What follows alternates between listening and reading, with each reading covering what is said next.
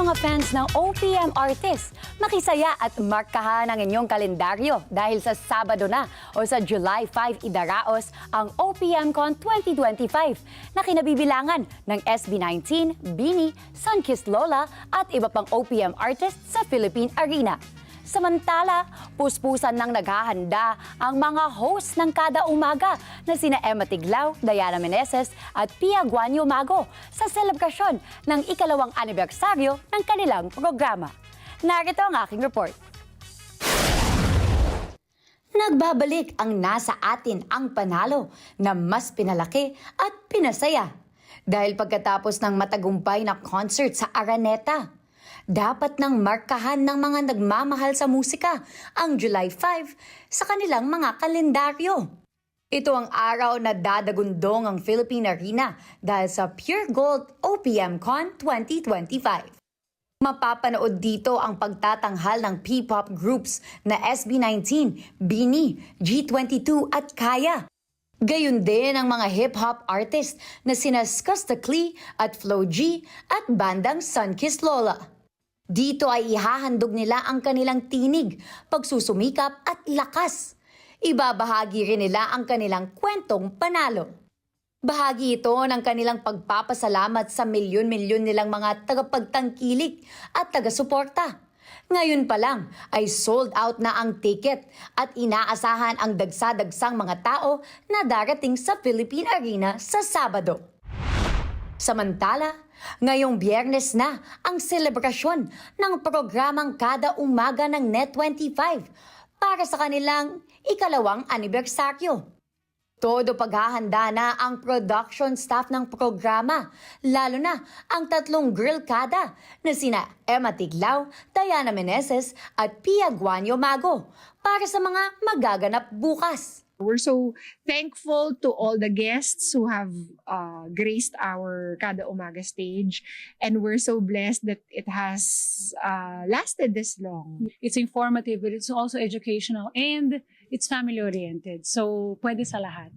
Inspire din tayo as well as na-inspire din natin yung mga kada sa lahat ng pinapakita natin dito sa show na to.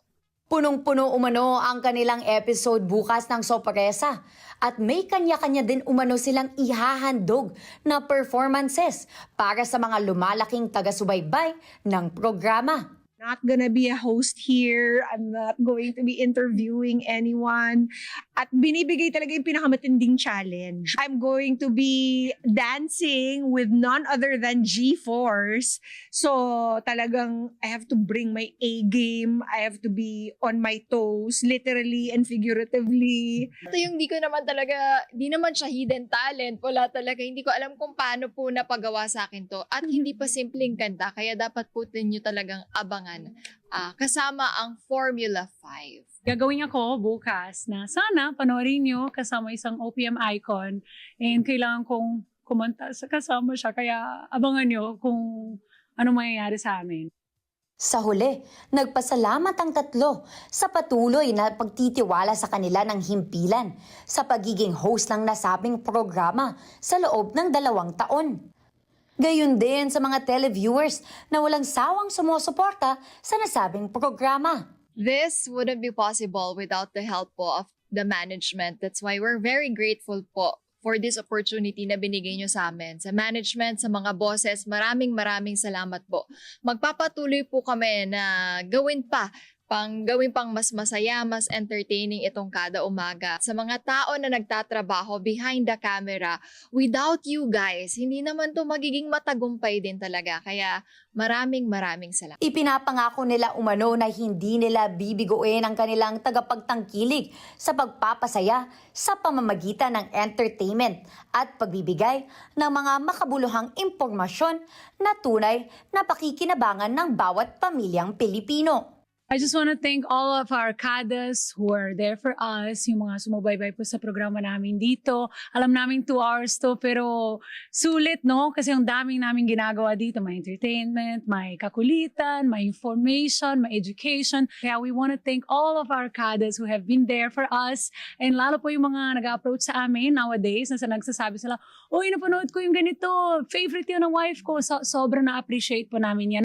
Patuloy na mapapanood ang Kada Umaga araw-araw tuwing alas 10 ng umaga dito lamang sa Net25.